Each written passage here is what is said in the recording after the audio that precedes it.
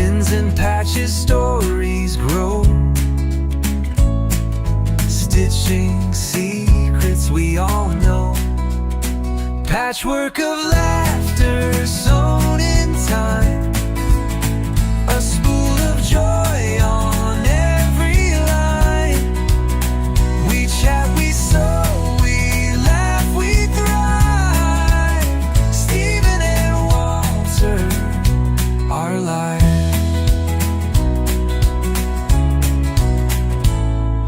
Sewing tales with every square. Buttons falling everywhere. A crooked seam, but who will care? Iron presses lined so neat. Friendship's quilt can't be beat. Patchwork of laughter sewn in time. A spool of joy on every line. We chat, we sew, we laugh, we thrive. Stephen and Walter, our life.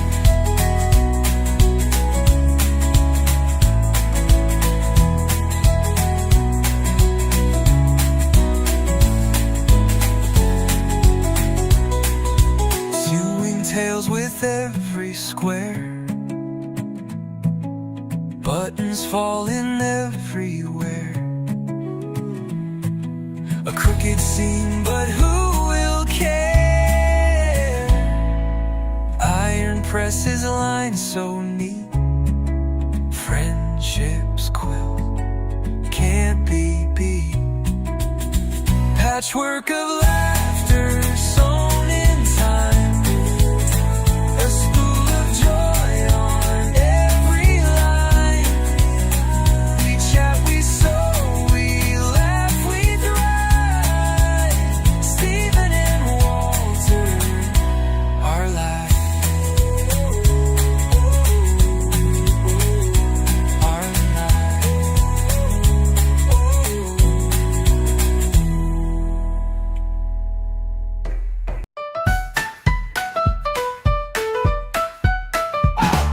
Stitch by stitch they weave the tale. A patchwork life where laughs prevail. Patterns clash, but who can tell? Quilted chaos suits us well. Stephen and Walter live on air. Threading humor, they don't care. Teaching, chatting, pulling strings. Life's a quilt of funny things.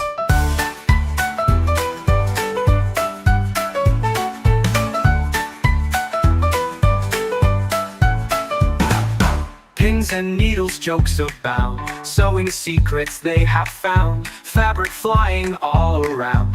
It's a show where joy is bound. Stephen and Walter live on air. Threading humor, they don't care. Teaching, chatting, pulling strings. Life's a quilt of funny things. Pins and needles, jokes abound. Sewing secrets they have found. Fabric flying all around. It's a show where joy is bound. Stephen and Walter live on air. Threading humor, they don't care. Teaching, chatting, pulling strings. Life's a quilt of funny things. Pins and needles, jokes abound. Sewing secrets they have found. Fabric flying all around. It's a show where joy is bound. Pins and needles, jokes abound. Sewing secrets they have found. Fabric flying all around.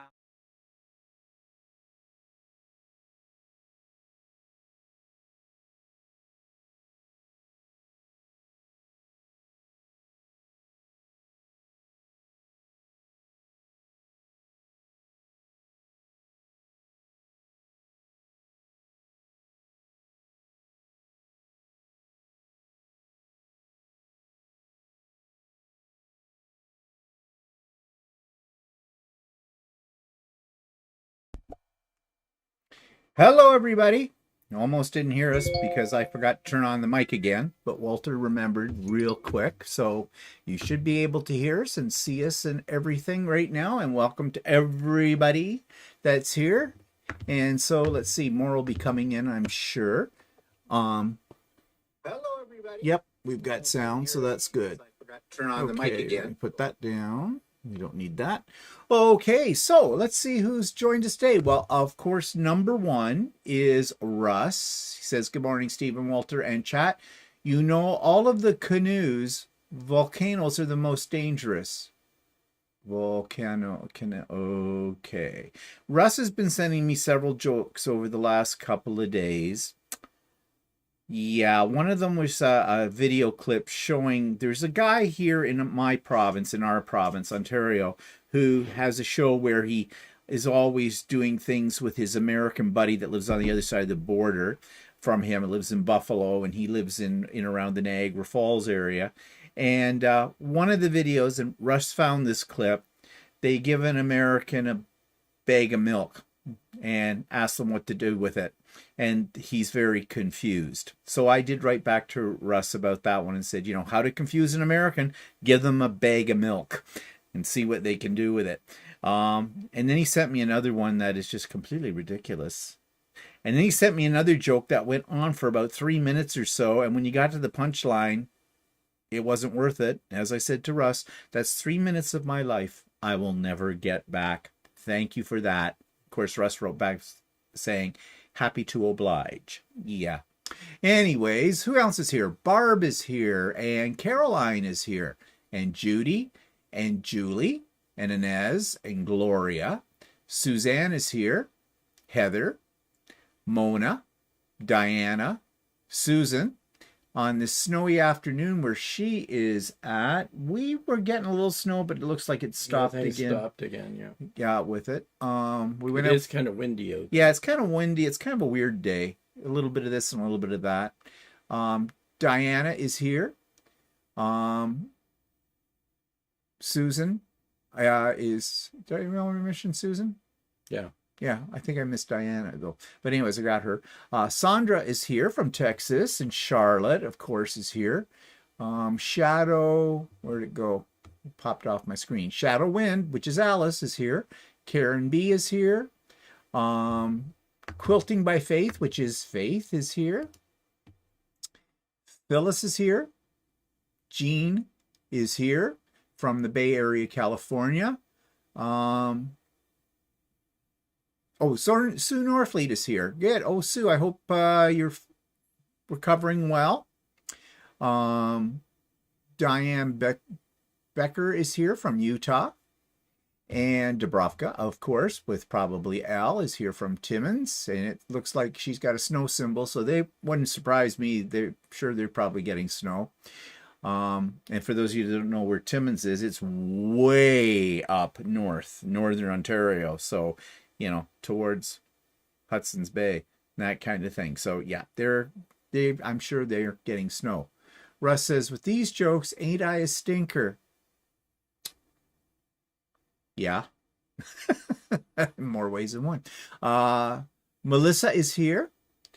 Mona says, I looked for bags of milk when I was in Alberta in August. They didn't have any.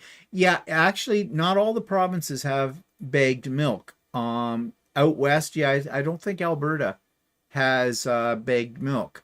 Dana is here from Regina. Grant from California is here, and well, we in Ontario have bagged milk, and Yeah. we have some in the eastern provinces, like in Halifax. yeah, area. Halifax has bagged milk. I'm not I sure don't know if Quebec. Quebec does. Of course, Quebec probably doesn't because they do everything different. It has to be special. Theirs probably comes in ceramic pots or something. I don't know. Libby, is that Libby? 1135 is here. Tracy is here. Barbara is here, and Karen Lyles is here, looking from Vancouver, USA. And Philippa is here all the way from Brisbane, Australia as well. So welcome, everybody. Glad you're here. And before we get into today's topic, we're just going to do our usual kind of thing and see what, show you what's been happening. I guess Newfoundland doesn't have it either. So. Oh, they don't have it either? They probably get it direct from the cow. Sue says she's doing pretty good, amusing herself with EPP. Beverly is here, and Yeah, no bagged milk in Calgary, Barb says. Yeah, that's Alberta still. So, yeah, that doesn't surprise me. But Ontario, we've had it for a long time. I was trying to think the other day when I saw Russ's thing, how long we've I had can bagged barely milk. remember not having Yeah, it. I know. We've had it for at least, oh, geez, 40 years or Yeah. more. I mean, I remember as a kid going to a Becker's to pick up a three gallon, it was a 3 gallon jug of, that was back before metric. Probably 2 gallon. Anyway, 2 gallon was a jug. That was before metric. Metric came in 78. So at least up until about 1978, we still did not have bagged milk. So I'm not sure when that occurred. I don't Walter's know. looking it up. Pam from Minnesota is here, and Ivor is greeting. Not Ivor. Why can't I never say her name? I know who it is. Thimble Hook and Shuttle. Greetings from It's Raining in Sunny Vegas. Maureen from Sydney is here. So, yep, everybody's coming in. Okay, Walter's looking up bagged milk. It was invented in the 60s. Yeah, but when did we get it in Ontario? In Canada. There in Ontario. There it was at the top. You're not good at this. It says where is bagged milk. Ontario, Quebec, and Maritime provinces is where it's sold. Oh. But that doesn't tell me when. Oh, well, Walter's still looking that up. So in the meantime, show you what's I've been working on, a little sneak peek, because I'll talk about these things in a little bit more detail, because there's some hidden things about these, as there often is with things I make. So there's this. This was a palette cleanser. I saw this. It was on sale. I think it was a Creative Kiwi design. I think. Can't remember. But anyways, it's fairly large. And it's all done in the hoop. And more about that. Yeah, bagged milk came into Ontario in the late 1960s. In the 1970s. And widespread, it started in the late 1960s, and widespread adoption is in the 1970s. Okay, but that doesn't say what specifically the year was when we could all get bagged milk, which that wasn't much of a help, was it? Well, it was in the 70s. I did 1967. Okay, that's nice, but we weren't buying it in 1967. Not here, where we live. It says they started doing it in 1967 in Ontario. Do you remember buying it in 1967? Well, I don't remember much at 1967 when I was a kid. I was 10 years old. We were drinking out of jugs. I don't know what we were drinking it out. I know for a fact we were drinking out of jugs, because I know when I was 16 years old and I had my driver's license, my mother would send me down to the Becker's, which was a convenience store chain here that doesn't exist anymore in Ontario anyways, to get milk. And had it in the jug. Becker's are the ones that had that for a long time, even when bagged milk was introduced. My mom my mom always bought milk at the grocery store, and it was at the grocery store. Okay, let me rephrase it. Maybe my parents didn't adopt the idea of buying bagged milk until sometime in the mid 19 to late 70s. Okay. Whatever. Anyways, we have bagged milk. And for us, that's just normal. That's just normal. Milk does come in other shapes and forms. Yeah, though. they do come in cartons too. Like they do. You can get in 1 liter cartons and 2 liter cartons, but bagged milk always comes in 4 liters, but it's in 3 bags. Yeah, 3 bags is 4 liters, so it's 1 1/3 liters per bag. Yeah. And if you don't cut your bag right, you could have a disaster. So there is a trick to it, or you could end up with a floppy bag, and nobody likes a floppy bag. Anyways, back to what I've been working on, since Walter has now found out all this information. This was a table runner. It's just the top. I haven't quilted it yet. It was a quick little palette cleanser. I got this as a kit when we did the shop hop thing back, when was that, September, I think. And so I decided to put that together. And more about that. And this, I don't like this. It was an experiment. It was on sale for $3 and something, or came out to, I think, close to $5 Canadian. Again, I'm not sure if it was Sweet Pea or if it was Creative Kiwi. I think it might have been Sweet Pea. It's the Lacy Table Runner. It's Old Lady.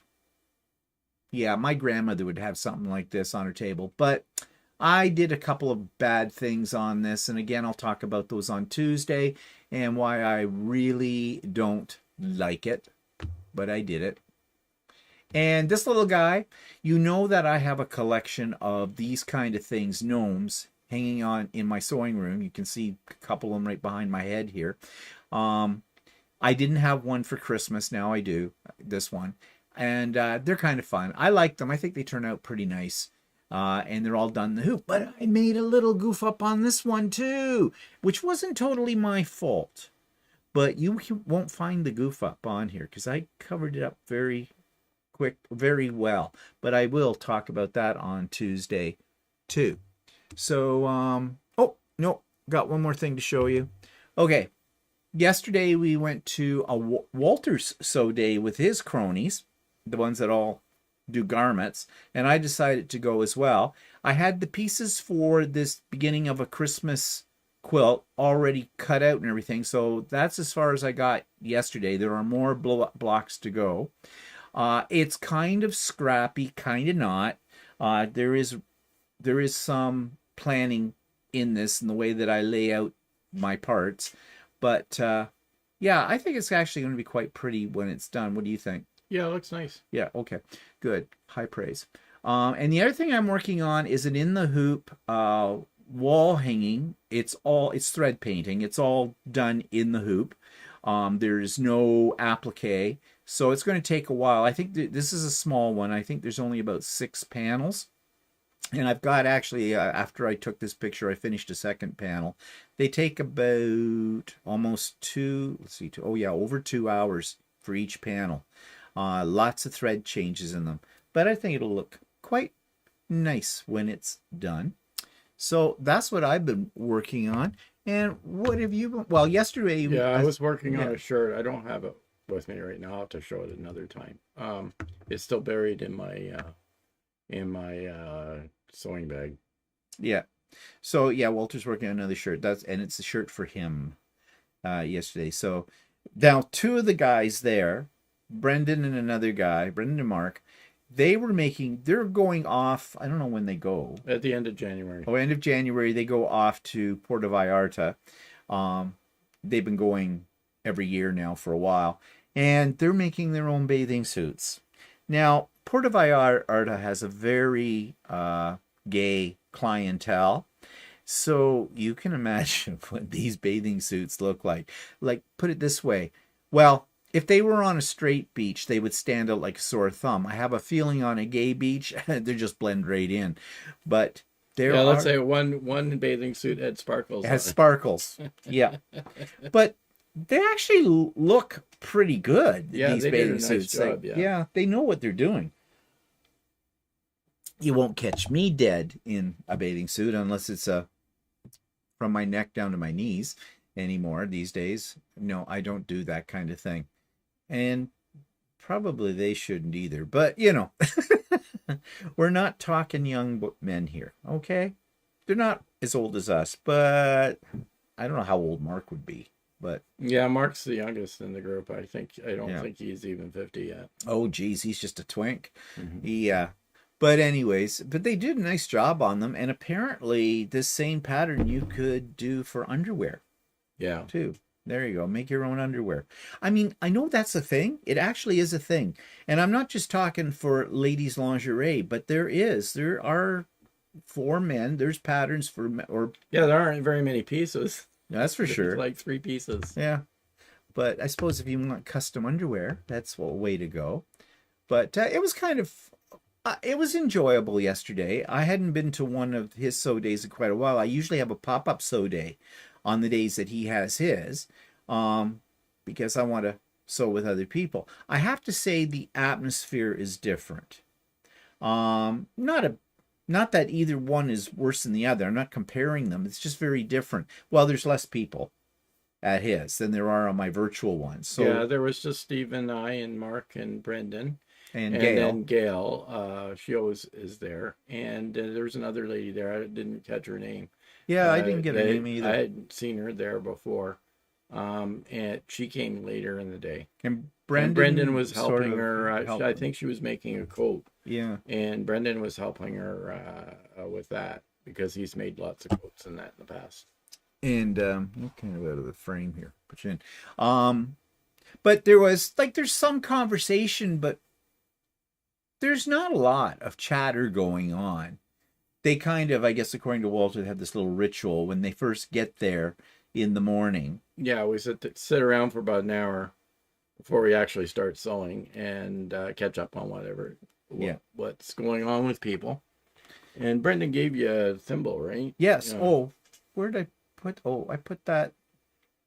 Where the hell did I put it? Well, you went to. It's a silver thimble that has London insignia on it. That he got while he was in London visiting his daughter. His daughter lives in England in the UK. Yeah, I think she actually lives in London. And so he was visiting her, and he picked up, I guess, a bunch of these little silver thimbles, and it has a picture of Big Ben on one side that says London on it, and the other side it says, can't remember what the other side says. I thought it said London. It says London on one side, and it says something else on the other side. Did it say something else? And it has a beefeater or something like that on it. I think yours is different from mine. Well, maybe. I'll have to compare it. I have to find it. Where did I put it? I think it's sitting on the night table upstairs because I was going to bring it down. Well, if I think about it, I'll show it on Idiot Quilter. Anyways, not that I use a thimble because you know me and hand sewing. Doesn't happen. But anyways, as I was saying, it's a different atmosphere. I'm not saying one's better than the other because you're not. I miss my regulars. Well, it's on my different, and there's guys sewing that we sort of know. Mm-hmm. So and it's kind of interesting. I find it's interesting because you get to see what different people are making as well. And here in this case, it's mostly garments. So. Yeah, they hold up across and back away from me. What are you? Oh, Quilter. Ooh. Sorry, I'm not making my quilt into underwear. But anyway, so what are people saying here? Because I think a few other people came in. Melissa says, Inez says they had it in Toronto in the late 60s, according to Inez. Yeah, they probably did. And Melissa says, we used to have bagged milk here in Saskatchewan 35 years ago. The co-op dairy milkman used to deliver it in green trucks. Loved it. Interesting. Interesting that they were still delivering milk 35 years ago in trucks. They stopped delivering milk here, at least in urban parts of Ontario. I don't know if they were still doing it out in the more rural areas or not. I mean, I do remember when they used to deliver milk, and somebody said on here that they remember, it was Linda. She says, all I remember is milk delivered in glass bottles. Yeah. When I was a little kid, that's how we got our milk, and it used to come to the doorstep, and it had those little paper discs on the top, and when the milk was empty, you put the empty bottles out, and it was and put the money on top of it, and because that was coins in those days, milk was not what it is today in price, and the milkman would come, take his money, take the empty bottles, and replace the empty bottles with your full bottles, and that's how you got it then. But that was way back when I was probably 8, 9, 10 years old. It was actually before we moved to this area of Ontario. We lived in a smaller place. So we didn't move here until 1968. So it was before 1968 when that was happening for us. Jean says, question, why in a bag and not a carton? Why not? Why not in a bag? Because we're Canadian and we like to do things differently. DuPont invented it in the 60s, and they decided to try and, I guess somebody just made a decision to try and market it that way. And what is nice about it is that it comes in 3 plastic bags, it comes in one big plastic bag with 3 internal bags in it, and that are 1.3 liters each. And you put your bag in a reusable plastic jug. So all you have for waste is the plastic, which is now a problem. Yeah, but I don't know about cartons. Cartons are covered in something like it used to be wax, but I don't imagine it's wax anymore. It's probably a form of plastic too to keep, it so milk doesn't leak. Yeah, we can buy paper cartons of milk, but they're only in 1 liter sizes and 2 liter sizes. Yeah. And if you want more milk, a bigger volume of milk, they're usually in bags. You still can get jugs in some places, but in our area, almost everybody buys them in bags. So, but I wouldn't think that the cartons are any more environmentally friendly than the plastic bags. So I don't know. It's a good question. And plus, they take up less space for shipping and everything else. Like maybe that's get why. A lot more milk in a container for shipping than you can cartons. So maybe it was from a business point of view, a cost-saving measure to increase their profits. Everything comes to profits, though, doesn't it? Yeah, we don't go through milk that fast here. We usually just use it for cooking and that. And what we do is we buy a 3-bag package and put the bags in the we put two of the bags in the freezer and use one. Yeah. And then when we want another one, we thaw one out. Yeah. And to thaw it out, it's real easy. You just put it in a sink of water kind of a thing, swish it around, and within, 20 minutes, half an hour, it's fine. And it doesn't do anything to the flavor of the milk or anything else with it. So, yeah, very economical, because otherwise it'll go sour on us eventually, because we just don't drink milk like that. We use it in cooking or whatever. Linda says, all I remember is milk still. Okay, we talked about that. Okay, everybody's liking. Kim's here. Hi, Kim. I do it. Lovely, said this little old lady. How? And Inez likes the table runner there, the lacy one. Yeah, the gnomes are cute. Quilt Faith says, I bet the problem with the gnome is that he is smaller than the others you have made. You've got a good eye, Faith. They are smaller, but that's not a problem. In fact, I could have made them bigger. The problem was I couldn't remember which hoops I used on the other ones. So I defaulted to the second largest hoop they were saying, because I thought in case I couldn't make them, because there looked like there was a part that was missing in that size. I know now what it was, but I'm not concerned about it. Yeah. Oh yeah, you can see them there behind me. That's why. Yeah, I forgot that I put him up there. So yeah, you can compare him to the other ones, and he is smaller. But that wasn't the problem. You'll have to tune in on Tuesday and I will tell you. Philippa says, I wish you had a pop-up so days I can't make next weekend. Sorry, Philippa, but there'll be ones you can make. And Philippa says, they're still getting milk delivered in 2000. We're still getting milk delivered in 2002. Okay. Bonnie's here. Hi, Bonnie. And Carol's here. And she says, did you have a galvanized insulated milk box that the milkman put the bottles in? That's what we had. No, we didn't where I live, but you're yeah, my parents bought a house in 1962. It came with a galvanized milk box. And my mom for a while had a milkman come and deliver milk. But then eventually what people did was they ended up boarding them up again, because nobody ended up using them anymore. Yeah, because that kind of stopped. I don't think I never lived in a house that had a milk box in it. But I knew houses that did. So didn't your parents have like a little box next to the door, the fake door that went out of the kitchen? No. Well, I thought I saw there was a cutout there.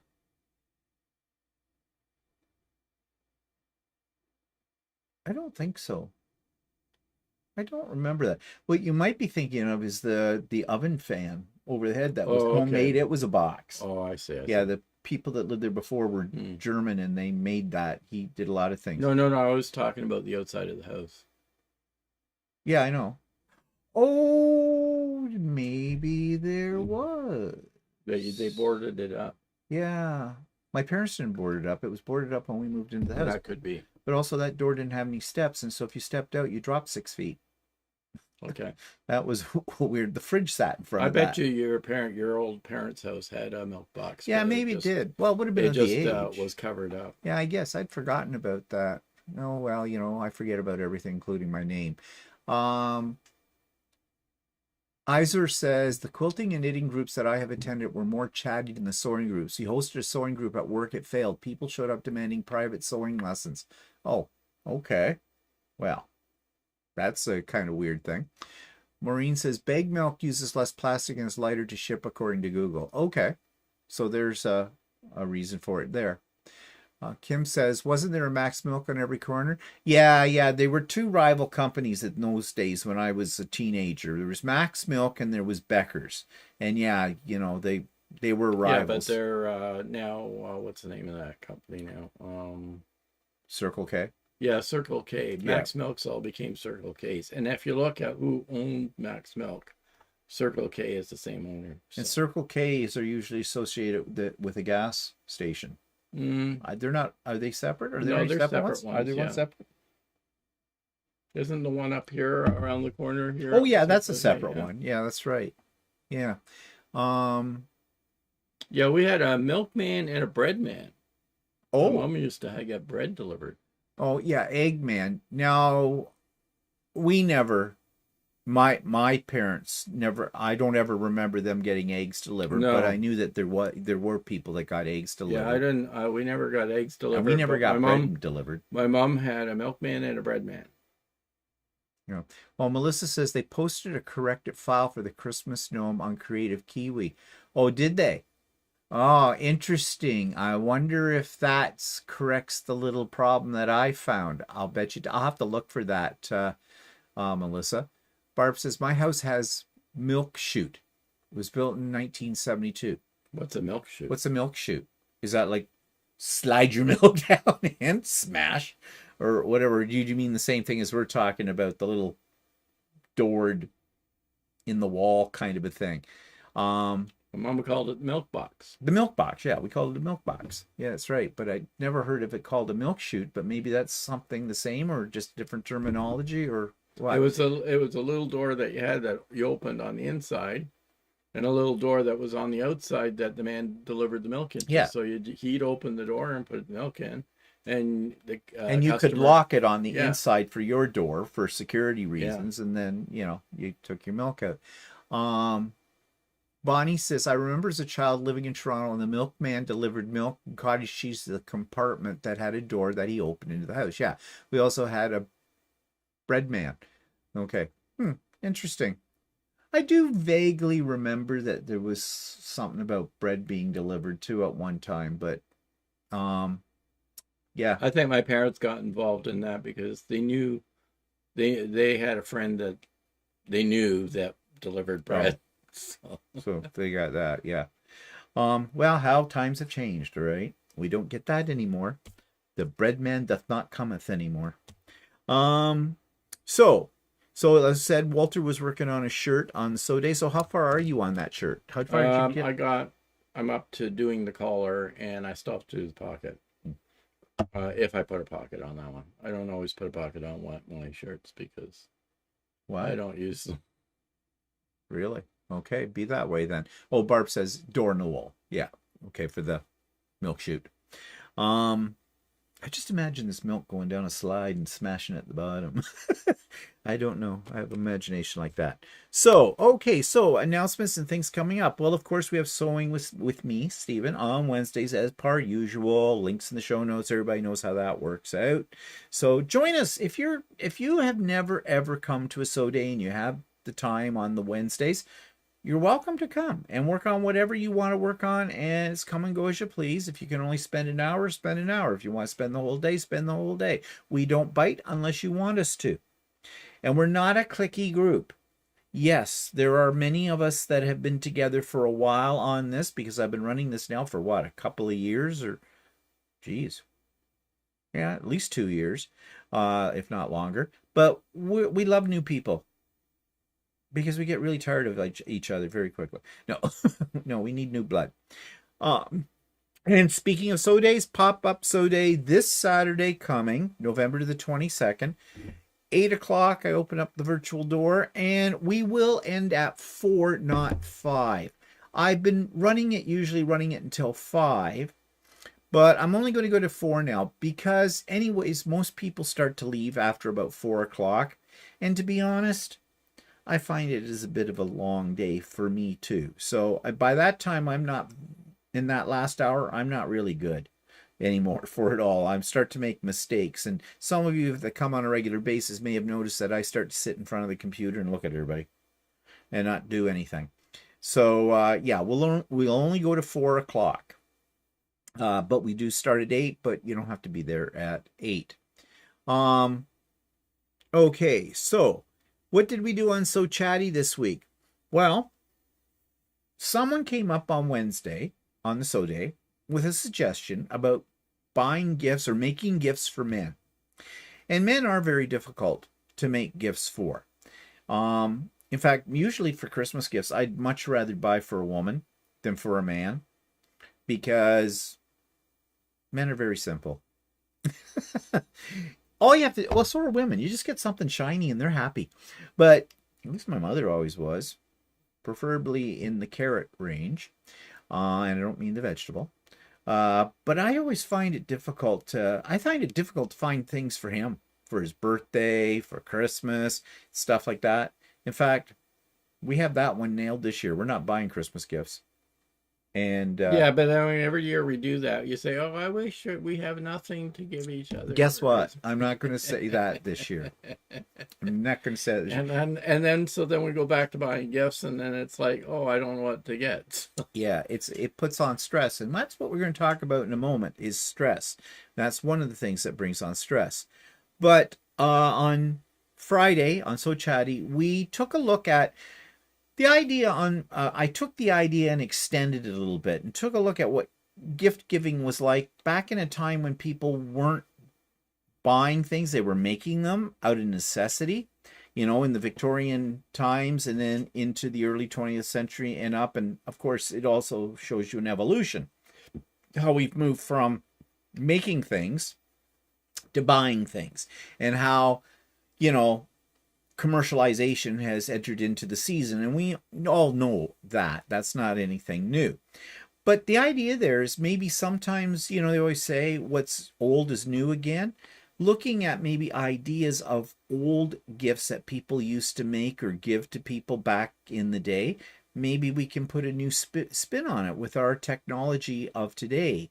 And so bring that into play. And then we eventually got to a suggestions that I found using AI for gifts for men, handmade gifts for men.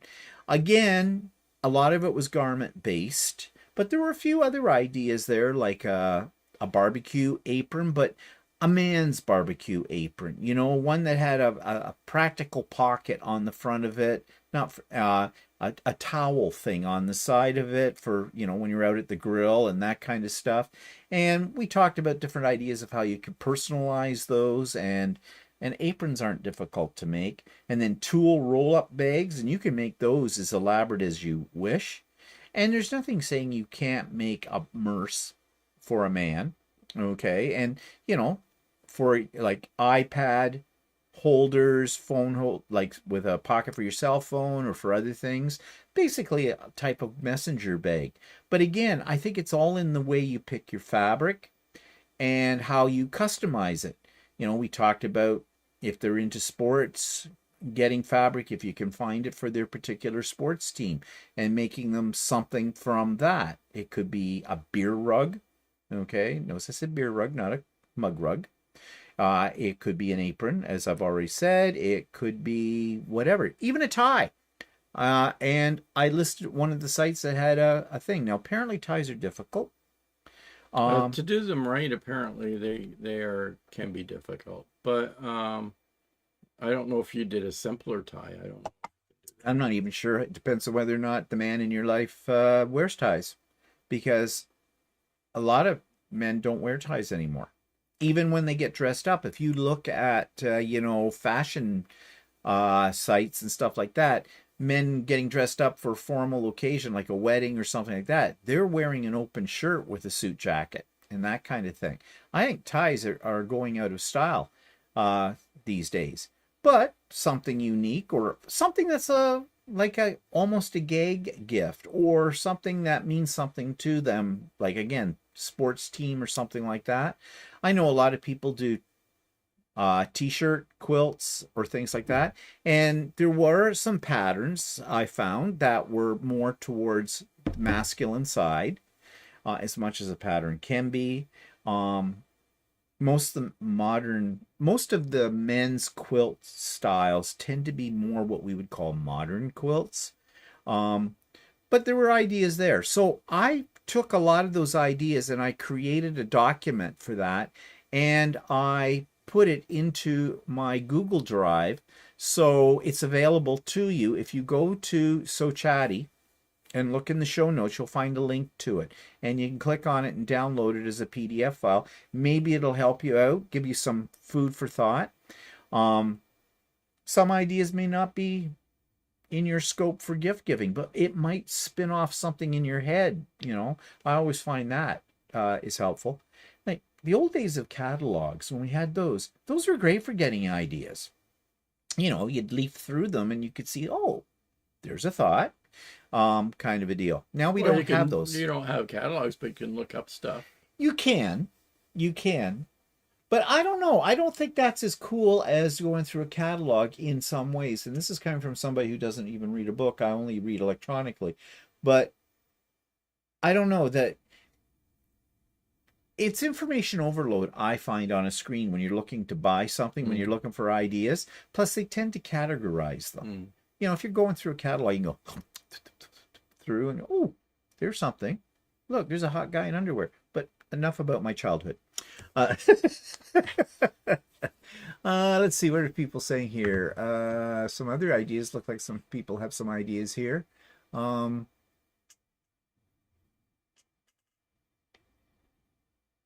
Let's see. Back down, back down, back down. Oh, Inez is saying we had a grocery man who delivered our groceries and put the meat in the fridge. Oh, wow, geez, weren't you spoiled?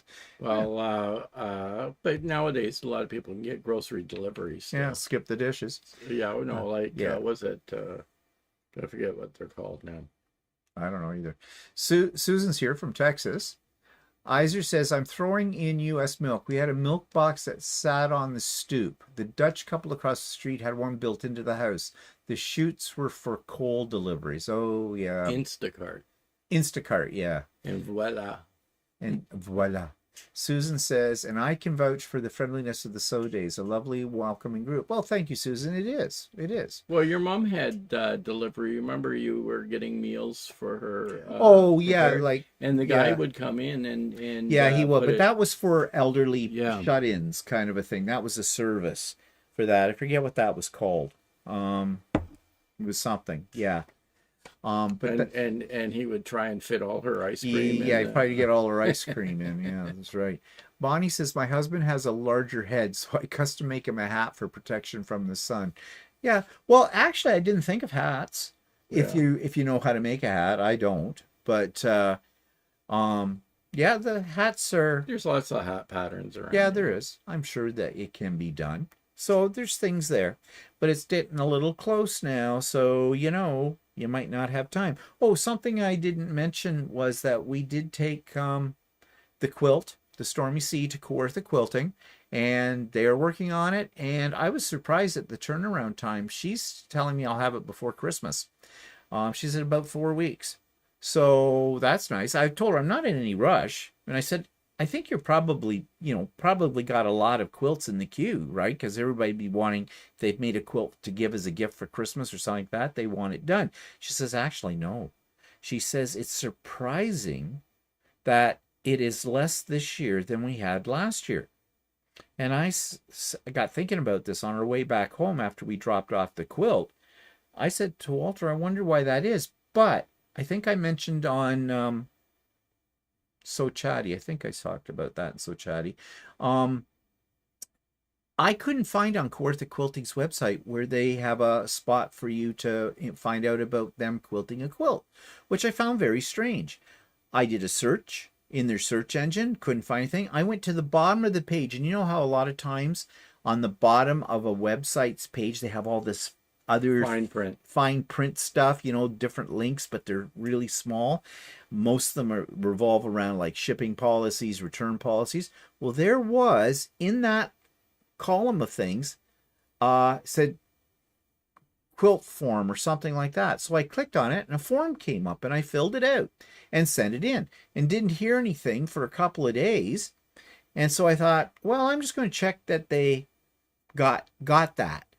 And plus I wanted to talk to them about, when I bring in the quilt, I wanted to talk to them about some other things about it. So I sent off a message and I got a message back really quick from Erica, who's going to be doing it. I hope that's Erica. Yeah, I keep calling her. I'm pretty sure that's Erica. Anyways, she said, we had another customer say the same thing. They filled out the form, sent it. We never got it. And I said, so there's a problem with your website, obviously. But anyways, for me, everything is fine and dandy with it. I'm having them, they'll quilt it.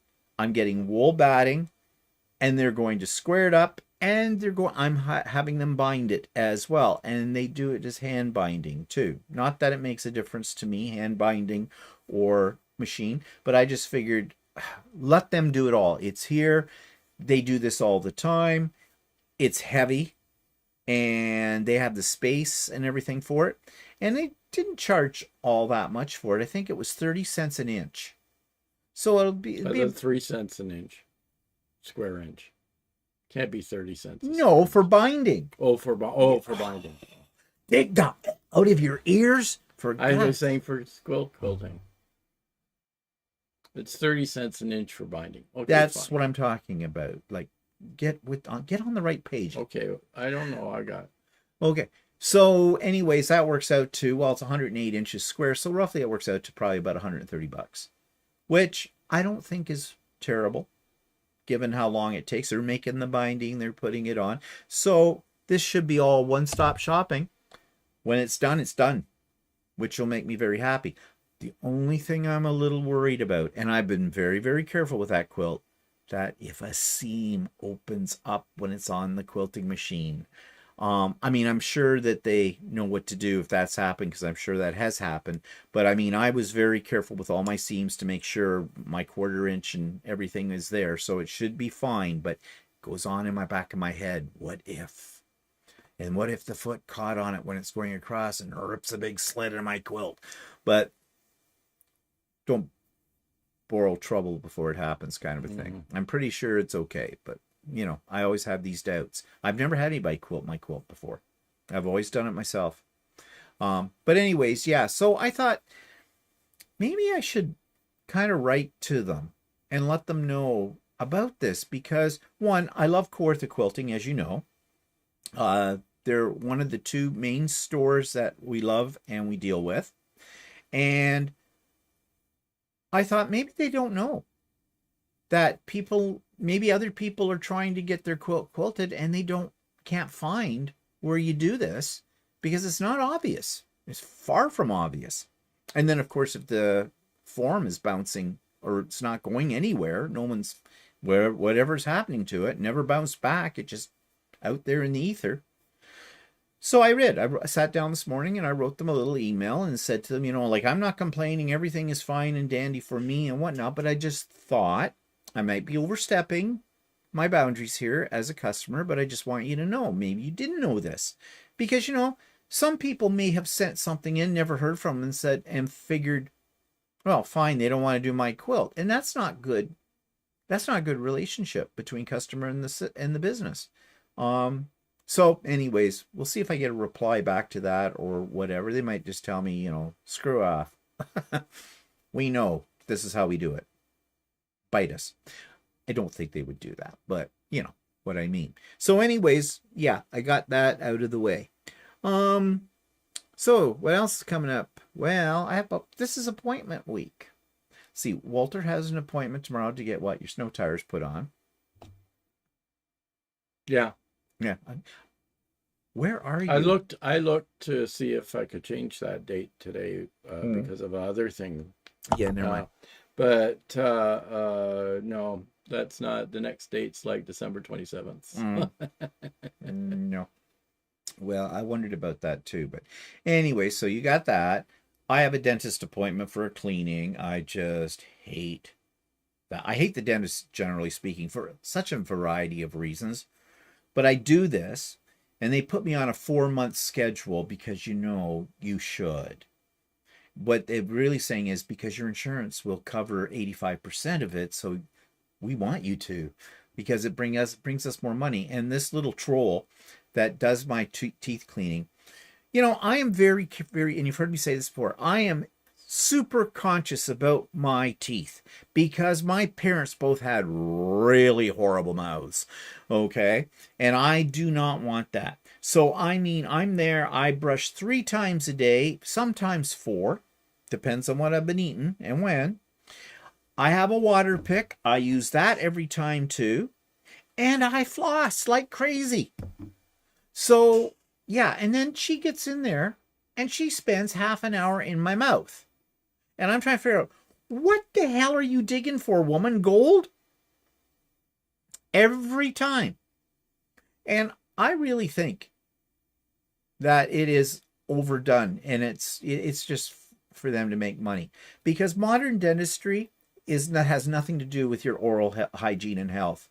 It has everything to do with how much money they can make. And believe me, this is a slick operation at the dentist. Right from the moment you walk in to the moment you walk out, and they've got your money and the whole bit. It just runs like clockwork, and they've got it all down pat. It's, yeah. But anyways, it gives me anxiety due to the fact I had bad experience as a kid. So, and that trauma is still there. I wish they could just knock me out. Just go to town and do it, but whatever. So that, and then on Thursday, I'm going to have my peepers checked. Again, my, usual. We can only do it to get it covered by our Ontario Health Plan every 18 months. But this time, I think I'm going to get new glasses, new frames. And that, well, I'll need new lenses too, because I know these ones are toast. But I really like these frames. But these frames are getting a little worn. I've had them for 3 years. Yeah. Maybe longer. I love them because I love the acrylic and the clearness of them and the whole bit. And if I get I'll look at new glass frames, but I'm going to see if I can get something that's very, very similar and in acrylic.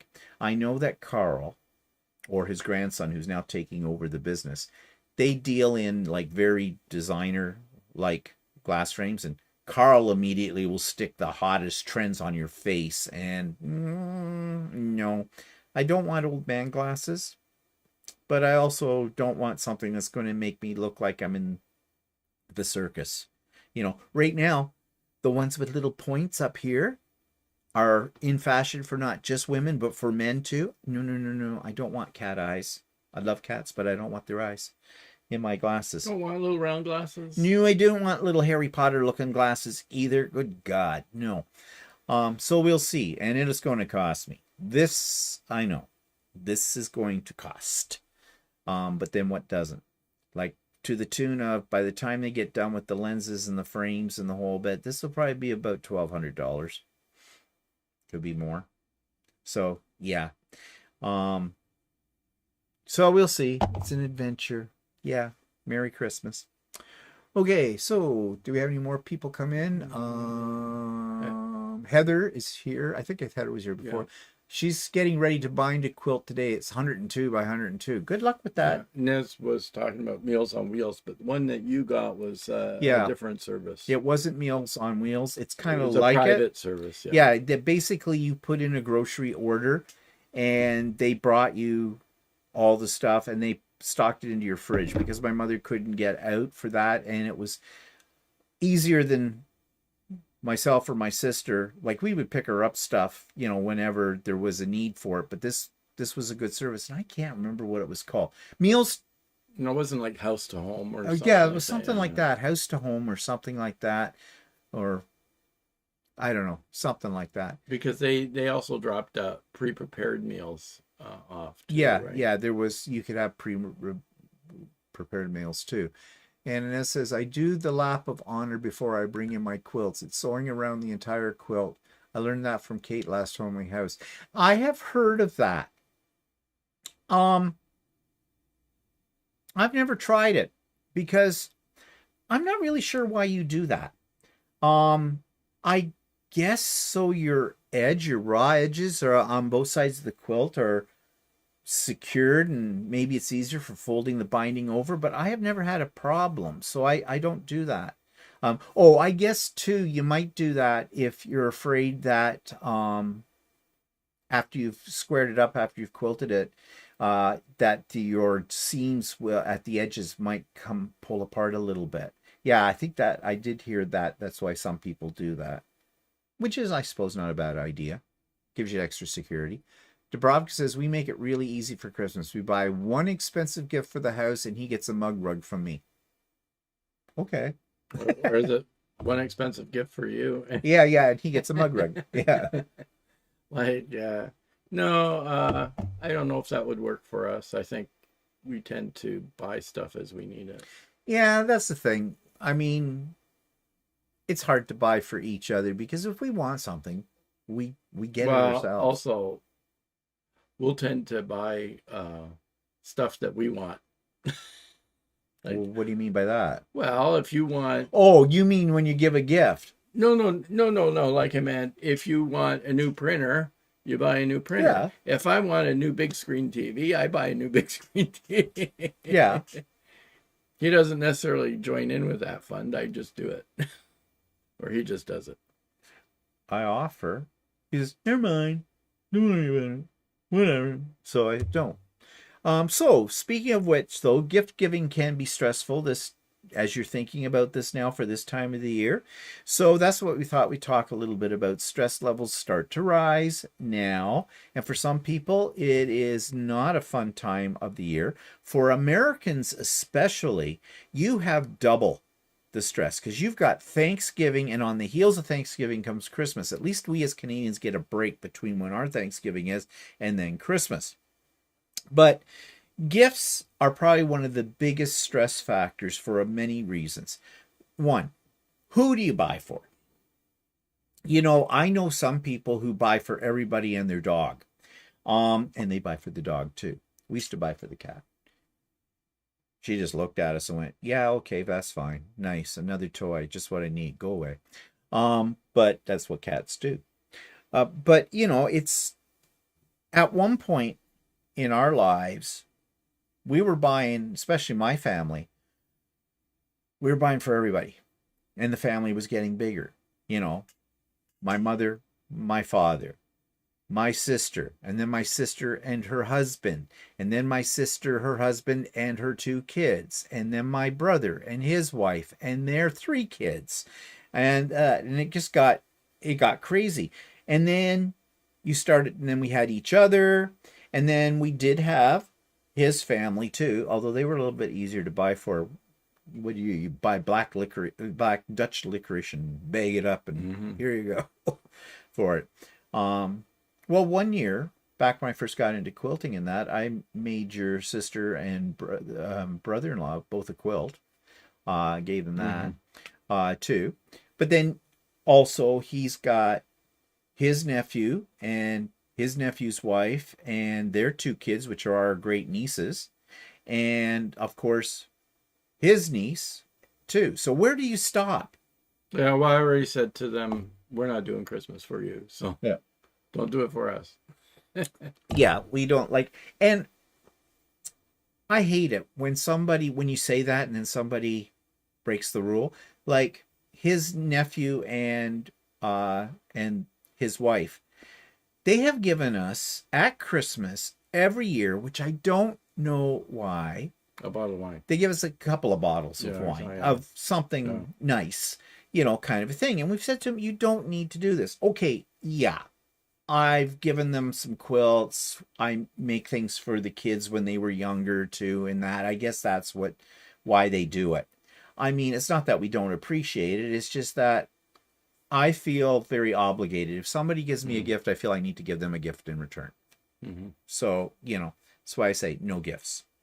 But yeah, that gives you a lot of stress. I remember when I was younger, when Christmas came around, trying to figure out what the hell am I going to buy my parents? And my mother was always very tricky. She's one of those kind of people, like his oldest sister. She's dead now, good. Yeah, my Very oldest picky. sister used to, no matter what you gave her, she'd open it up and look, and you'd think you got her the perfect gift. Yeah. You finally figured out the perfect gift for her. She'd open it up and she'd take one look at it and she'd go, "What did you get me that for?" Yeah. I don't know why you got me something like that. That's something. And that creates stress in you as well. When you experience that, the first time you experience that with somebody, then the next time when you're trying to think of a gift, that puts you a lot of stress because you think, are they going to reject this too? That's just horrible that somebody would do that. Okay, maybe they don't like the gift or it's not their cup of tea, but they should at least lie. Or shut up about it. Yeah, just, oh, this is lovely. Thank you so much. And they can do whatever they want to do with it afterwards. But his sister would say, and there was one very embarrassing moment with one of her previous husbands. She had 3. She wasn't.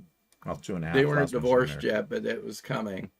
He wanted to give her something. She went out. She would go out and buy all these designer glasses for herself, and she always had all these designer. He had no idea what to get her because anything he ever gave her, she was never happy with.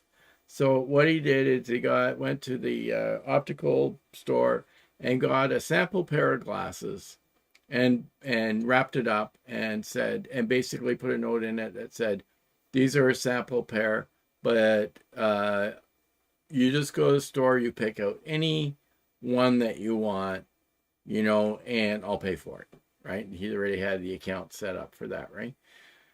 Well, she opened it up, and of course the frames weren't to her liking, right? And she spent the entire night making fun of these frames. And to the point where everybody else said, "Will you just give it a rest? Shut up." Meanwhile, her husband, if he hadn't already decided that he was divorcing her, that probably sealed the deal. Sealed the deal that night. Yeah, but that. And my mother was kind of that way too, except she was more subtle about it. You looked at her face and you saw when she's looking at it, "Oh, this is lovely. Yeah, this is really nice." But her eyes said, "What the fuck were you thinking?" Kind of a deal. It was very difficult to buy. And my father, he had it worse. To the point where he would just tell one of us, "Here's money. Buy your mother a gift from me." And I went and looked at my dad and says, "Dad," I said, "how am I supposed to know what she wants any better than you do?" I said, "Besides, she's a woman. Get Lori to do it, my sister." My sister hated doing it too for the same reason. But yeah, so sometimes those people are just, and that gives you stress because you're doing a nice thing and you want them to be happy with what you got. And that just drives you mental. And it hangs on you for the rest of the year until next Christmas and you get to do it all over again. Yeah. The other thing too is when we're talking about who you give gifts to. Do you give gifts to neighbors?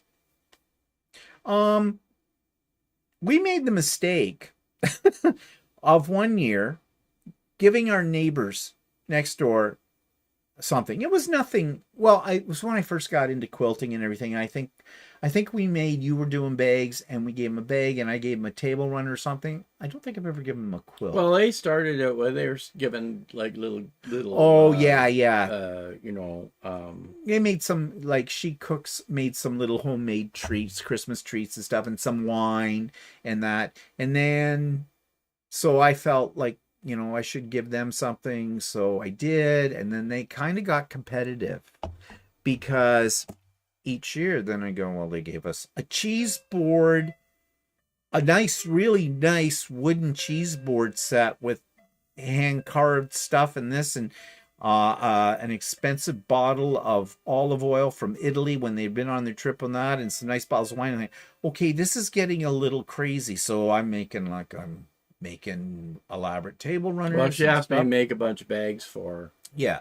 And I wouldn't take money for them. So Yeah, so that's it. So we have said to them, look, don't do anything for us for Christmas. Like what we do, and it's probably our turn this year because last year we were at their place, weren't we? They come over for a drink, kind of a thing, and don't bring anything. Well, I'm bad because someone will tell me don't bring anything, but I feel I can't go empty-handed, so I will take like a bottle of wine in a nice bag, kind of a thing, and I gotta stop that. But that's the way I am. I just can't. You're having us over, and this is very nice and everything like that. So we'll see this year. I already had something I was going to make them. I don't know if I'm going to get to it because if you remember way back when we went to the Netherlands, we picked up some tapestry pieces, and there's a couple I picked up that have a dachshunds on them, and they have a little dachshund as well, and they love them. And I also made them some 3D prints that look like their little dog. It looks like their older dog, and then is now passed on, and their new little dachshund, and that kind of thing. And there you go. It's starting in my mind. So rein it in. But yeah, I give a gift to my hairdresser. Why? Well, I'll tell you why. I don't tip my hairdresser. And I know some of you out there will go, what? Because a lot of people tip their hairdresser. I do not tip my hairdresser. My hair, now I can see a woman doing that. Women's hair is much more complicated than cutting men's hair. Point in case. There. And mine doesn't take any long. She spends more time on my beard than she does on cutting my hair. But I've been going to her for over 30 years. And, I'm always very happy with what she does. But, men's hair does tend to be a little cheaper to cut, but I'm paying with tax $33.90 to get my hair cut. So no. She trims your beard now too, so. Yeah, I know. I thought, but she put the price up. Yeah, well, okay. So, and that's fine. I don't have a problem with her putting the price up because everything goes up, and and I still don't think it's necessarily. You're not going to get a cut and a shave for 50 cents, okay, in this day and age with it. But I feel that I should give her something at Christmas. Now, I used to get her a box of chocolates and a gift certificate. She's a reader, so I get her a gift certificate from Chapters. Chapters is a bookstore chain here in Canada. But then got thinking, and maybe a bottle of wine, and put it in like a Christmas gift bag from the dollar store. Kind of a deal. But I kind of got over that because, she sometimes would sort of complain that she got a lot of chocolate at Christmas and that kind of thing. So when I got into quilting and that, I started making her things. So this year you've already seen it. I haven't done the whole reveal yet. I will. But I've made her a table runner with matching napkins and napkin rings and a special 3D printed soap sleeve for bodywork soap with some, and there'll be a few other things in the bag. Yeah, I go nuts. And I made one of those bags, the ones I was buying at the dollar store, the felt bags that I embroidered, that I spent months making 12 of those. Well, I've made her one of those too. So is this nuts? I don't, that's about it for gifts. We don't give, I know people give gifts though to people they deal with all the time in the business world. Oh, no, I forgot. All the ladies at Ultimate Sewing. Yeah, I give them a gift every year too. Yeah. But they give me good service. So, and they're a little bit more than, they're a little less than really good friends, but they're a little bit more than just staff. So, yeah, I do that. But I like giving gifts. Hey, Barb, no, I haven't looked to see if they have jellies yet. Where are you looking? Where? Canadian Tire. Where's Barb? Barb at the bottom. Oh, I'm just curious. Does Canadian Tire have a box of jellies yet? Yeah. I don't know. I haven't looked. It wasn't on my mind. He can't give me jellies. Yeah, he's I'm on a diet. He's sort of I'm off cutting candy. back. I'm cutting back. I was eating far too much chocolate and that kind of thing. What else is Carol says, my husband and I haven't given each other gifts for over 40 years. We buy what we need when we need it. Our adult kids are happy to accept cash. Yeah. Cash is easy. Yeah, and now I have the problem with what to do with my sister. Because I know she doesn't, like, she did get a quilt already this year. And that I could look at it that way. But I am thinking of putting a little bag of just maybe a bottle of wine and some chocolates, Laura Secord, because I think they'd appreciate a beer gift certificate. Oh yeah, we could give them a beer. Yeah, actually, that might be a better idea with that. But anyways, yeah, there's always that problem. I start the list in about August, and I add to it, especially if it's things I'm going to make because I need time to do it. Takes away. We're the same, Carol. To take away stress. My mother-in-law, Inez says, always said that. Well, I think you're referring to my sister. Yeah. Laurel says, or you say, I'll use that, or this can go straight to the pool room. Aussie humor. Oh, okay.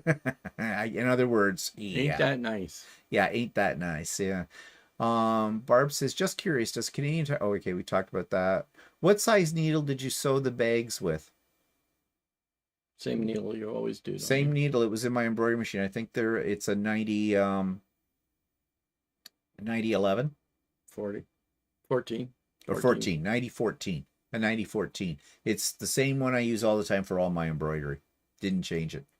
And Barb says they only go to Canadian Tire when I need furnace filters. Nothing says I love you at Christmas like a big batch of 3 furnace filters with a big bow on it. I bought some ice melting salt this week. Ooh, wow. Ooh, excitement right there. So gift giving obviously is very stressful. Also stressful when it comes to the money as well. Anything at Christmas. Finances, can be very stressful, and that's just the gift that keeps on giving to you, because if you're racking it up. I've known people in the past that will go into debt to and that's crazy. That's nuts. That's crazy. But other things. Okay, decorating. I hate it until I start doing it.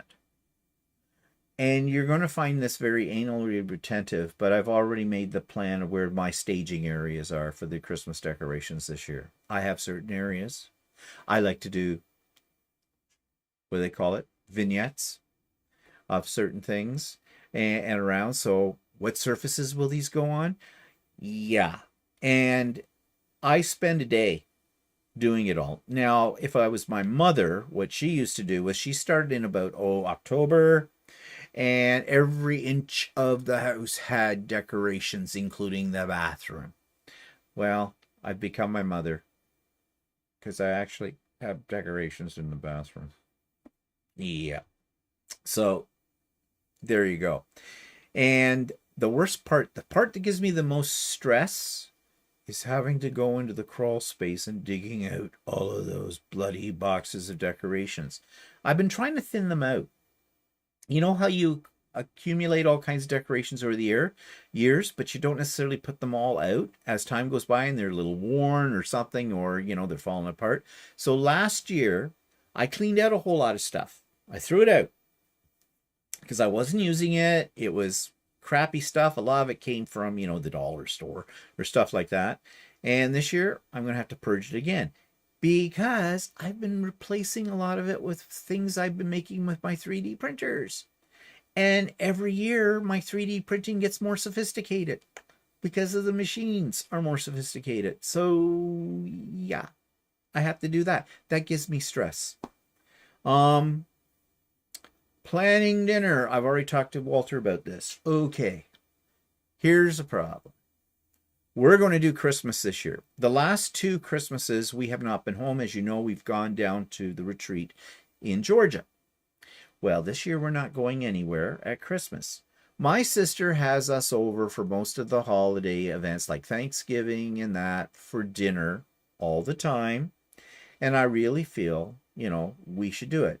Problem is, I'm older than my sister by 8 years. And I'm really sore after we've done dinner for anybody here, because I go up and down 1,000 stairs, it seems like, because we entertain in the rec room, but we cook upstairs and eat upstairs. And I'm going down with appetizers, getting drinks, and I'm going up and I'm going down. And by the time the evening is over, I'm bent over like an old man. Meanwhile, Walter's been cooking his fingers to the bone for it. And the planning of it, I did it today. I planned everything out for dinner. But then who to invite? Yeah, my sister and my brother-in-law and her 2 kids and probably my nephew's girlfriend. There's 5. But there's Walter's side of the family. His sister and his brother-in-law and their daughter, Karen, who's an unclaimed treasure, and that. So there's 3 more. And Walter says, well, you don't have to invite them. Yes, I do. Because it's unfair. I don't want it one-sided. We have 2 sides of a family here, and they all get along fine. There's no problems that way. And we haven't had Jesse and Frank here for a couple of years, for a while. So, yeah. So, yes, definitely they're on the list. So I have 2 lists. I have the immediate family list. They're the ones I just listed. With all of them and Walter and I, there's 10 people. I can get 10 people if I put an extension on my dining room table upstairs. But then there's extended family. There is his nephew and his nephew's wife and our 2 great nieces as well. And the great nieces are getting a little bit older now. Like one's in grade 8. She's about, no, did she go to high school this year? Think she, no, I think she's starting in high school next year, but I'm not sure. Yeah. So, they're not little kids anymore. So they occupy space. But so there's 4 more people. Then there's the possibility of my sister's in-laws. Because we're not sure if they're off to Mexico, because that usually they go to Mexico, but I'm not sure if they're going before Christmas this year or they're going after Christmas. They have a timeshare, that kind of thing. And although they have a daughter as well who's married and they have grandkids there, they might go that way. I don't know. So total, counting Walter and myself, there could be 16 of us. I can't get 16 people around my dining room table.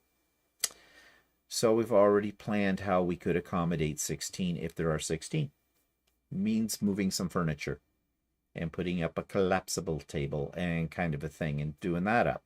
I would rather not have to do that, but I may have to do that. So that's stressful.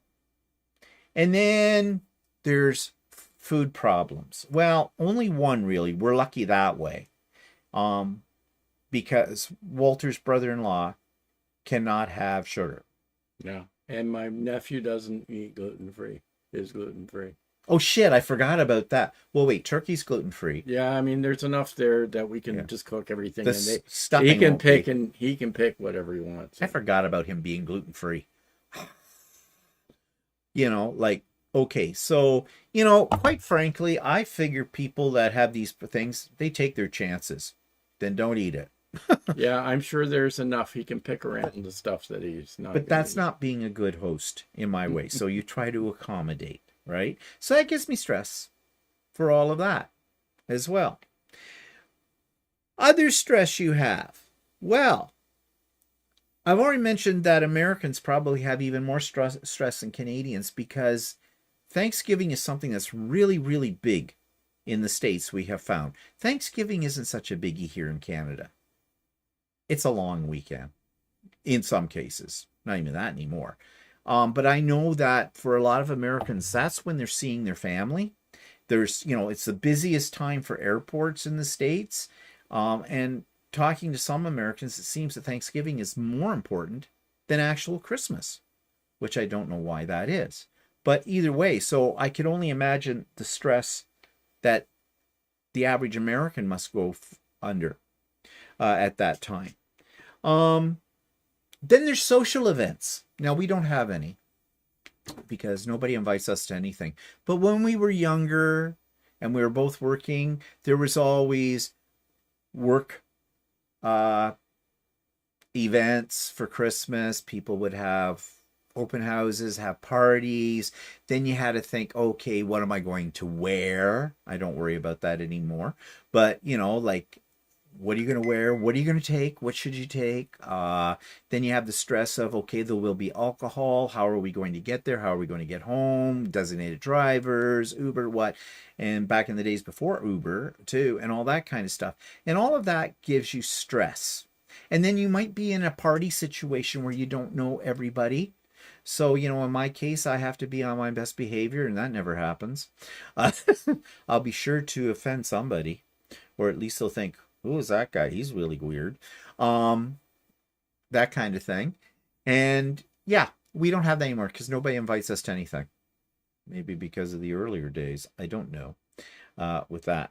So yeah, there's all that kind of stress. So let's see. What are other people saying here? Barb says the stores are getting busy. Made a mistake by going to Costco yesterday. Yeah, there you go, shopping for anything this time of the year. It's crowds. And if you don't like crowds, and I'm one of those kind of people, that's stressful. Yeah, if you can avoid Costco on weekends, you're probably best. Oh, yeah. And you know, everybody's grabbing for everything. And then it doesn't help that everybody's advertising, this is on special, this is on sale, get it now, it's limited quantities, and the panic sets in. Oh my God. Yeah, because now, if I don't get it, even though we don't have an American Thanksgiving, they've adopted Black Fridays here. So, and I mean, already Amazon keeps, something's flying around in here. It's one of our friendly little bugs from the plants. I'm already getting emails from Amazon. Here's something we found you might want. And they had Prime Days last week or something. Again, they used to just do Prime Days like once a year. Now it's like every other week is a Prime Day. And, you know, if you're a little bored and you get this and you kind of, well, just take a look. And yeah, a little look can start to cost you with that. So that's all stress. All of that is stress. And it doesn't help that you get onto a news program and going, there's only so many shopping days before Christmas. And go, oh, I'm not ready. And then there's the inevitable. I haven't heard anybody say it yet, but it's coming. Are you ready for Christmas? And you know what my answer is? Fuck no, drop dead.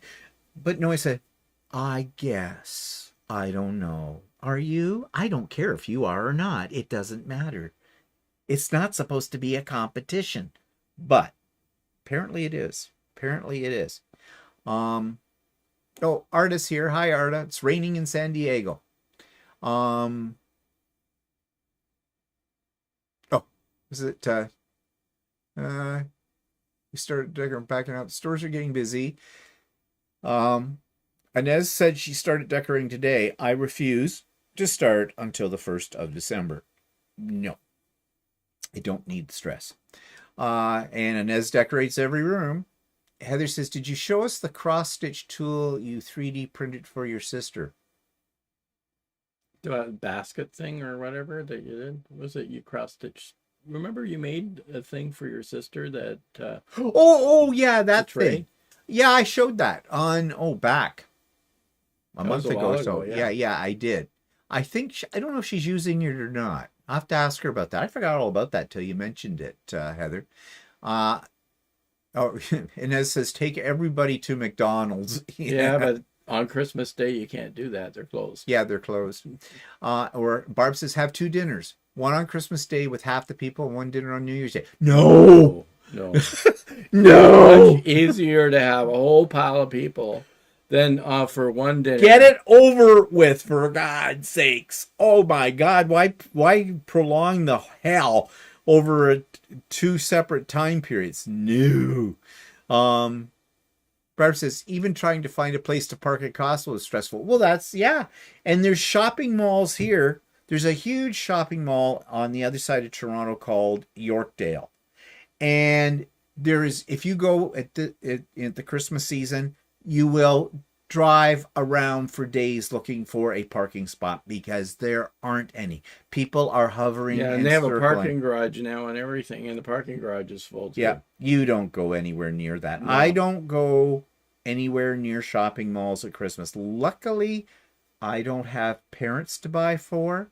I don't have anybody that I have to buy for. And anybody that I'm giving something for, I started it in the end of August. And it will be out of my hair, so I get rid of that. So,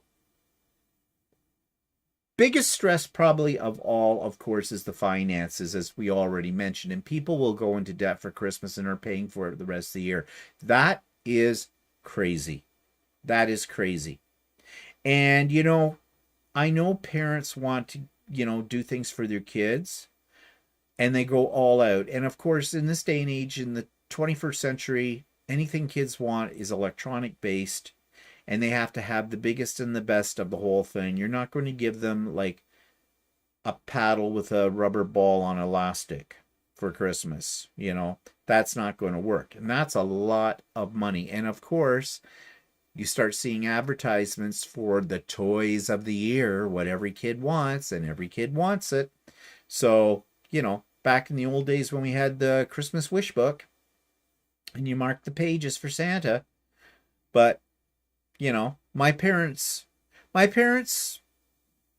we did okay at Christmas. But they didn't go into debt. I remember my parents way back when I was little. The way they used to do it was they buy Canada savings bonds and put so much money into a Canada savings bond throughout the year, and then they take it out before Christmas to pay for the things. You know, it was planned budgeting for the stuff. But yeah, people go nuts at Christmas for it. Well, when we have a big party like this, we usually cook stuff a day or so in advance. And then reheat it on the day of the party because it's easier that way. Yeah, well, our oven isn't big enough to accommodate a turkey. I mean, and trying stuff. to cook at the same time as the party is there is impossible. So yeah, and Dubrovka says our Chinese restaurants are open on Christmas. Lots of people order in. Yes, actually, that thought has run through my mind. You know, something different. Let's have Chinese, kind of a deal.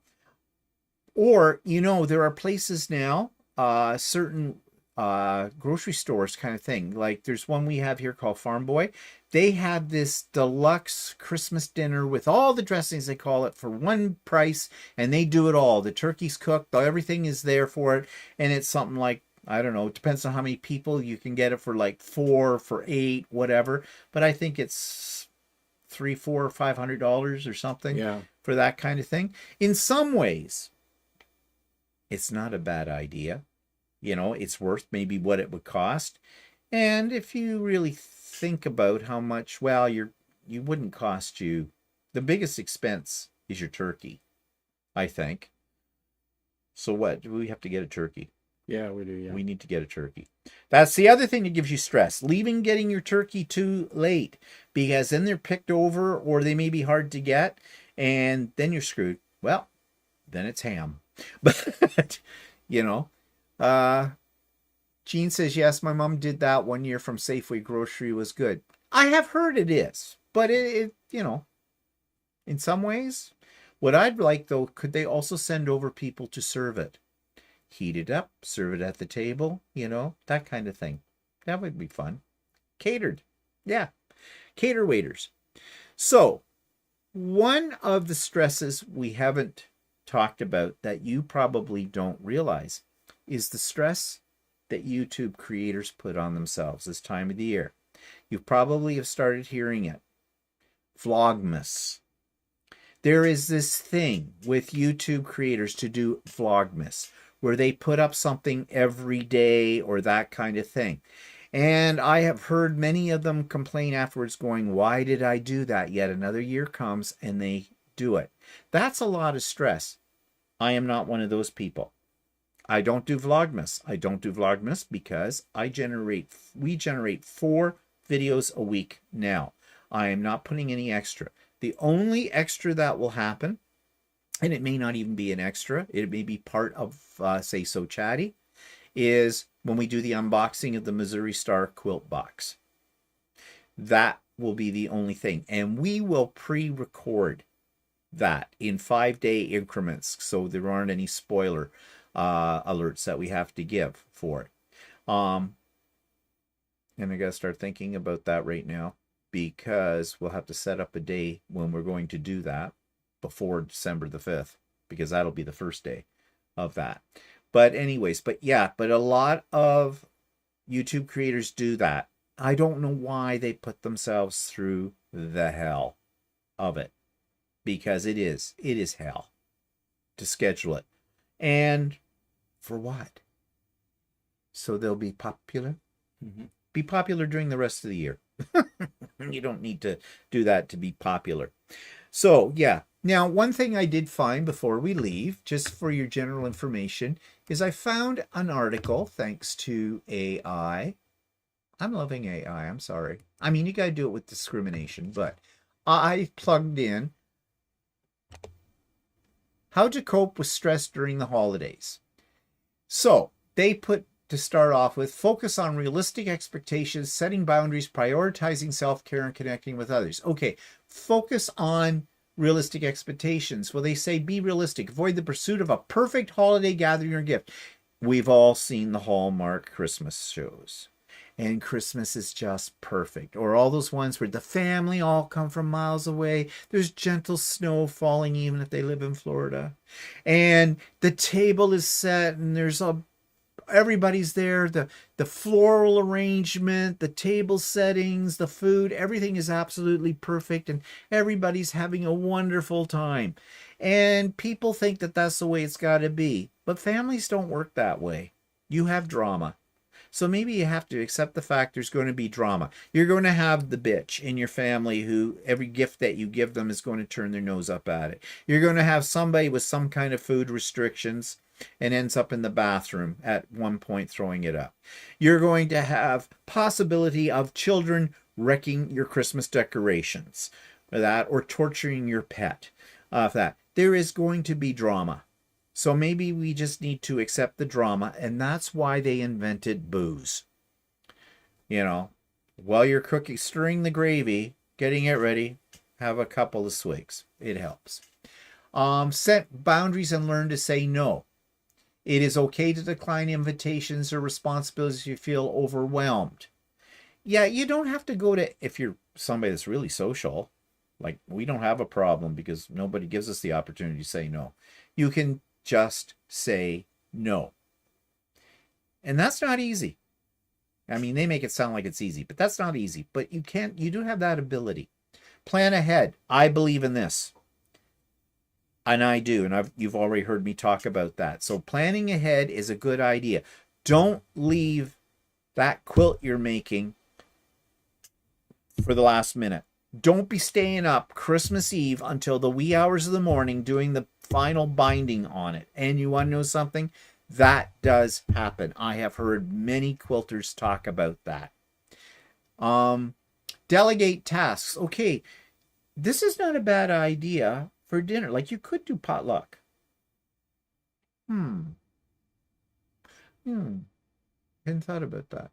But no, I don't want them bringing because you know what happens with potlucks? Everybody brings a hot dish. And if you've got three ovens, no big deal. Yeah, and then somebody will say, oh, well, you'll just have to cook this or heat it up or something like this, right? And they bring it ice cold. Yeah. They bring the frozen appetizers. Just pop in the oven for 45 minutes at 450 degrees. When it gets black, that throw it out. causes you more stress. At least if you cook it all yourself, you do it. You're the one that you've already been able to plan it. And I love the busybodies. When you're in the kitchen trying to get something, oh, can I help? No, get out. I don't need you looking over my shoulder when I'm trying to cook and get things ready. Thank you for the offer. I know you're just being polite. Go away. Have another drink somewhere. That's one reason why I send them all down to the rec room part. Then they can't see what we're really doing in the kitchen. Because they might, if they did, that might be another story. Prioritize self-care. Now this is the airy-fairy stuff. Maintain healthy habits. Stick to your routines. Take me time schedule. Have a massage in the middle of it all? No. Practice relaxation techniques. Meditation. Excuse me, I'm just meditating over the turkey. That stuff's crap. I don't put anything into that. Connect and communicate. This is airy-fairy. Acknowledge your feelings. It's normal to feel sadness, grief, or loneliness during the holidays, especially if you have experience. Suck it up, Buttercup. Connect with others. Well, actually, back to this one. If you're somebody who is living alone, you know, your family isn't around and stuff, that can be stressful and that can be sad time.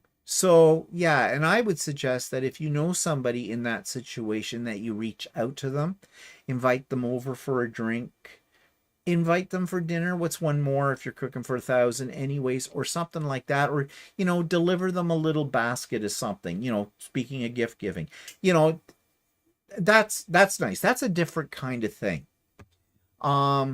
Connect with others, combat isolation. Well, that's what I just said. Focus on the present. Use mindfulness to stay grounded in the current moment rather than dwelling on the past issues or future worries. I don't think you have time for either of those. I think at the moment when you've got people coming or you're doing Christmas, you have to be in the moment or things go to hell. Volunteer. Helping others can, okay, yeah, everybody, there's another stress item.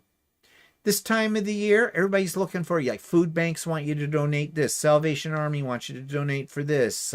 Every grocery store is asking you to put in a couple of more bucks or something for the homeless or something like that. Yeah, everybody's reaching out at this time of the year, the charities, and that's a stress I didn't even talk about.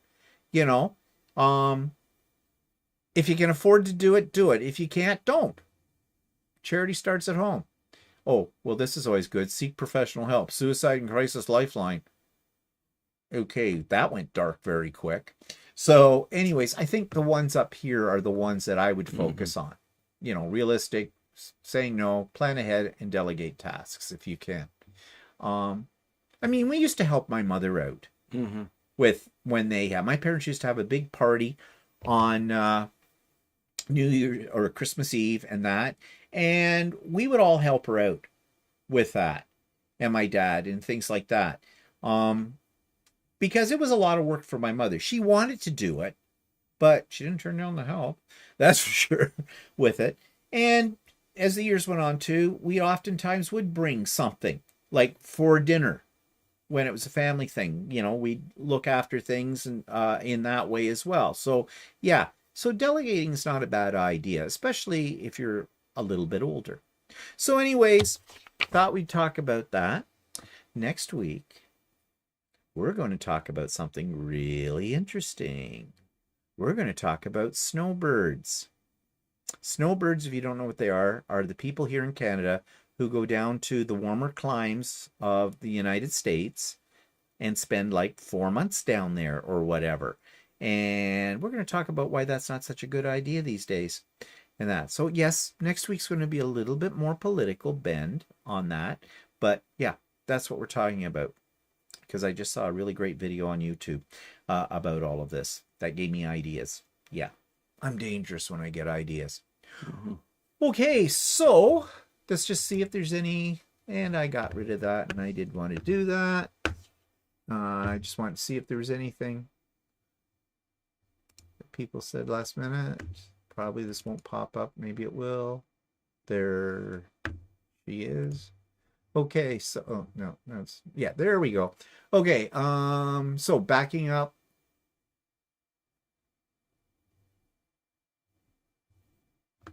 You are buying for less stress, so meaning I think the idea of getting your Christmas dinner from a shop.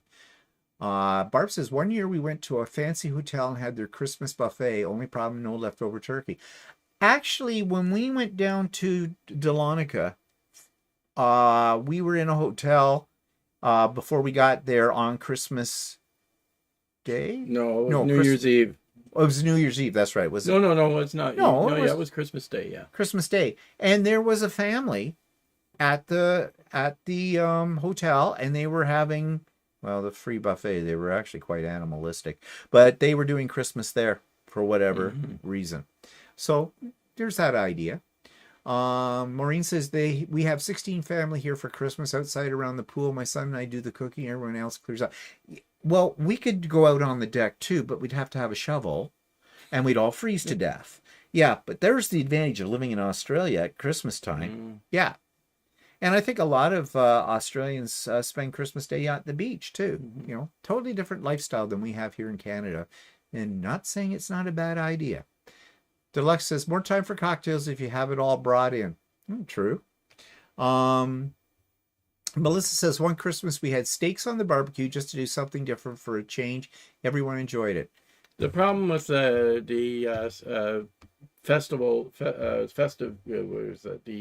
dinners that you get from like Farm Boy and that is you still have to heat it all up again. Yeah, that's true.